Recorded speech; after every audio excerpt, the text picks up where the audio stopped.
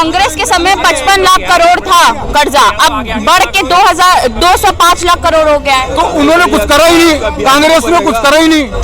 तो भाई भाई साहब की उम्र कह रहे हैं 50 साल मेरी हो गई है। कांग्रेस के बनाए अस्पताल में पैदा हुए होंगे, कांग्रेस के बनाए स्कूलों में पढ़े होंगे, कांग्रेस के टाइम में बाजुओं में टीके लगे होंगे, इन्हें काम धंधा करने की आज़ादी मिली, इन्हें अपनी धार्मिक आज़ादी मिली। इनके ऊपर कर्ज कितना था कांग्रेस के राज में? देश के अनुपात के हिसाब से मात्र 40,000 रुपए पर हेड कर्जा था, और आज वो बढ़ के 1,40,000 हो चुका है। वो इनको नजर नहीं आएगा। इनका कहना है कि गरीबी कांग्रेस नहीं बढ़ाई है। अच्छा, गरीबी कांग्रेस ने बढ़ाई है, और ये 81 करोड़ लोगों को जो राशन दे रहे हैं इस टाइम, गरीबी के नाम पे तो दे रहे हैं। अगर वो गरीब नहीं है तो राशन क्यों दे रहे हैं? मुझे एक बात का जवाब दे दें बस। राशन तो गरीबों को दे रहे, जो कांग्रेस ने दिया। गरीब बड़े किसके राज में? अरे कांग्रेस ने दिया, 70 साल तक कांग्रेस ने दिया, 70 साल तक कांग्रेस ने गरीबी दी है। कांग्रेस के राज में कौन सा राशन बढ़ता था फ्री में 5 किलो? मुझे बता दो। गरीबी कहाँ से आई फिर? ये आ गई 2014 के बाद आई है।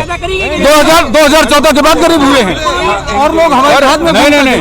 पर इसका मतलब ये नहीं है ना कि हर चीज फ्री में बांटो, हर चीज फ्री में नहीं बांट सकते ना। आप कर्जा ले लेके रोज का रोज शराब पी रहे हैं रात को, फिर आपके बेटे कह रहे हैं कि नहीं हमारे पिताजी तो बड़े मस्त आदमी थे, तो ये तो गलत है ना। फ्री में बांटना गलत है, ये तो गलत है। समझ नहीं आ रहा ना, ये इनको नहीं समझ में आ रहा। देश का जो कर्जा था 56 लाख करोड़ से 205 लाख करोड़ पहुंच गया, वो इन्हें समझ में नहीं आ रहा। इन भाई साहब को ये चीजें समझ में नहीं आएंगी। ज्यादा हो गया था। इतनी जो सड़कें बनी हैं, इतने जो काम हुए हैं, कहाँ से लाएगी सरकार? ये हमें से देगी। और किसके लिए कर्जा लेंगे? मैं कर रहा हूँ 2014 से पहले आप ये देखो, ऐसा कौन सा स्टेट, ऐसा कौन सा शहर जहाँ बम ब्लास्ट नहीं होते थे? मुझे इतने में बता दो कोई। 2014 से पहले हर महीने कौन से ब्लास्ट? आज 2014 के बाद आज मुझे बताओ कोई कहीं बम ब्लास्ट हो रहा हो? पहले बसों, मेरी बात सुनो भाई साहब, पहले बसों में पीछे लिखा रहता था सीट के पीछे। मुझे चलो मैं दिखाऊं। अभी अनाउंसमेंट हो रही है, अभी शुरू हो जाएगी थोड़ी देर में अनाउंसमेंट। हर रोज अनाउंसमेंट होती है। और 2014 के बाद ये कह रहे बम ब्लास्ट नहीं हुए। दंतेवाड़ा नक्सली हमला, जम्मू कश्मीर में भी पिछले 3 दिन पहले हमला हुआ है। डीएसपी उससे पहले मारे गए थे 4 लोग जम्मू कश्मीर में। उड़ीसा में लगातार हमले हो रहे हैं। पुलवामा हमला, आज तक के इतिहास का सबसे बड़ा हमला पुलवामा, वो भूल गए। पठानकोट हमला, उड़ी हमला, और ISI को जिसको बुला लिया था पठानकोट में बकायदा, उसको बुला।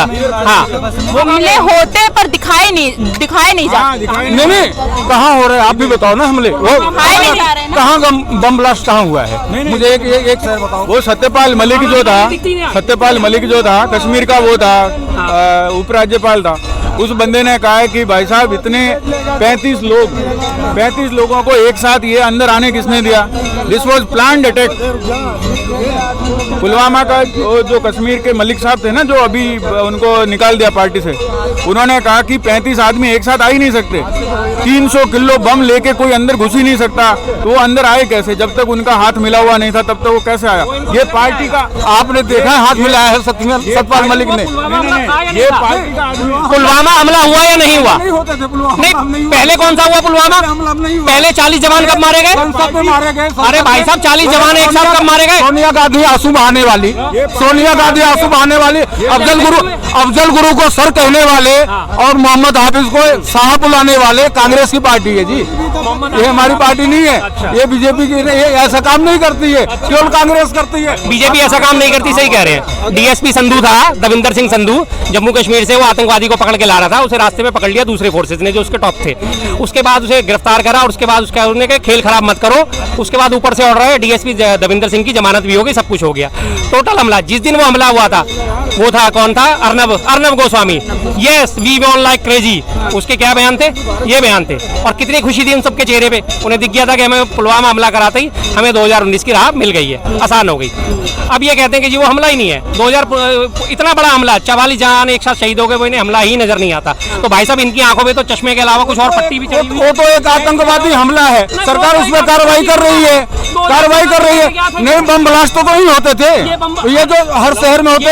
ये तो जम्मू कश्मीर, ये तो जम्मू 300 किलो RDX का ब्लास्ट हुआ, वो इन्हें बम ब्लास्ट ही नहीं निकला।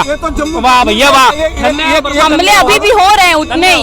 ये तो जम्मू कश्मीर का तो हमेशा से चला आया है। टाइम लगेगा इनको सही होने में, ये टाइम लगेगा और टाइम ले रहा, सही हो रहा है, काम सही हो रहे हैं। आज भी जम्मू कश्मीर में अब पहले जैसी है, आज नहीं है जम्मू कश्मीर। आज एक जम्मू कश्मीर लोग देखने जाते हैं, आज बहुत कुछ मिल रहा है जम्मू कश्मीर से। विरोध करने का मतलब ये नहीं होता कि अगर गलत हो या सही हो तो उसका विरोध ही ना करा जाए। मैंने अगर कोई चीज चलाई और कल को वो चीज गलत साबित हो गई तो क्या मैं उसको विरोध नहीं करूंगा?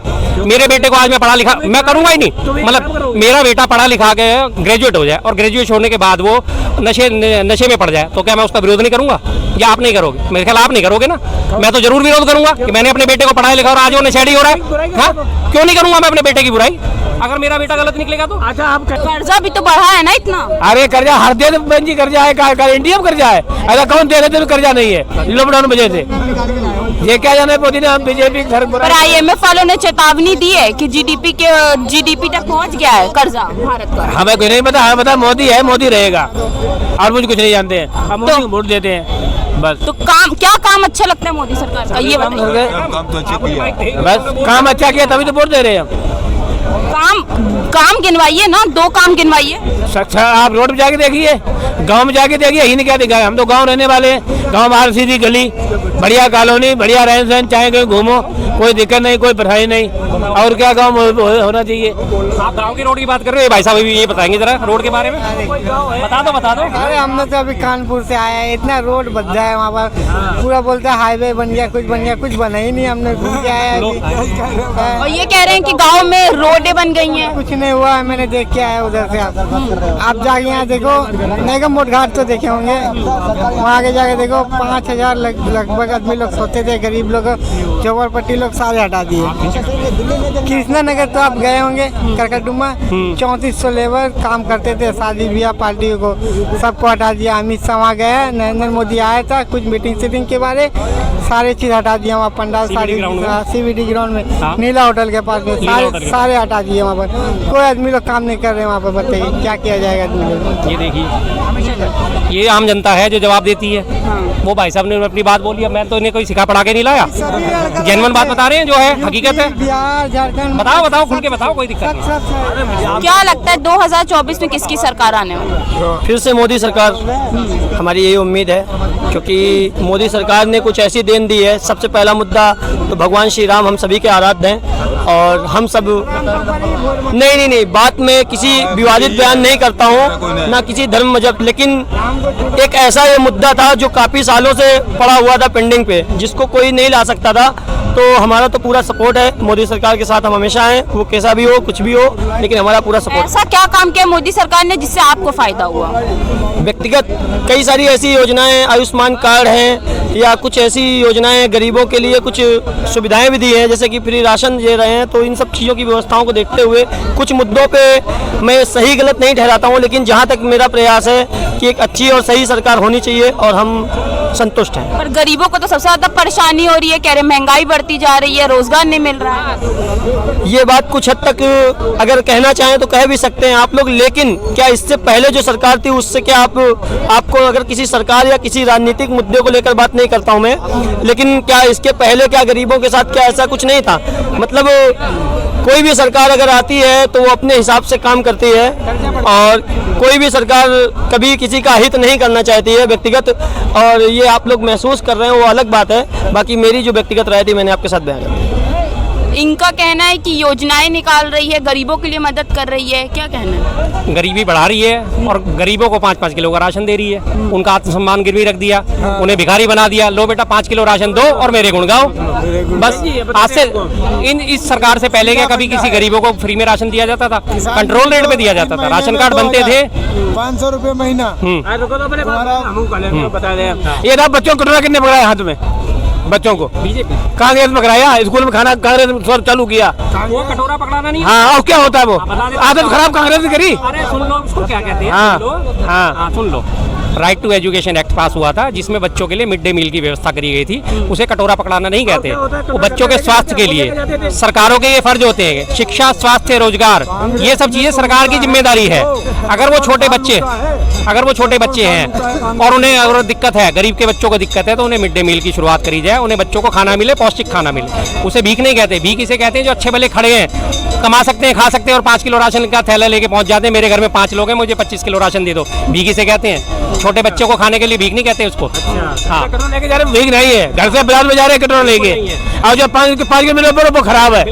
आप सुनिए, मेरी बात सुनो पहले, आप मत देना वोट, हम सुनो पहले, मैं एक आज हम देख रहे हैं 70 साल से कांग्रेस वालों ने भीख मंगवाया है, वही आज हम कर रहे हैं, लोगों को दे रहे हैं। ये क्या भीख मंगवाया? भीख मंगाया है भाई। अगर लोगों के पास पैसे होते, गरीबी आज है, किसकी देन है? 70 साल की गरीबी आज क्यों रोना रो रहे हैं लोग? 70 साल से गरीबी में कांग्रेस का राज था, आज क्यों रोना रोया जा रहा है? 70 साल क्या वो कम थे कि वो गरीबी को दूर भगाते?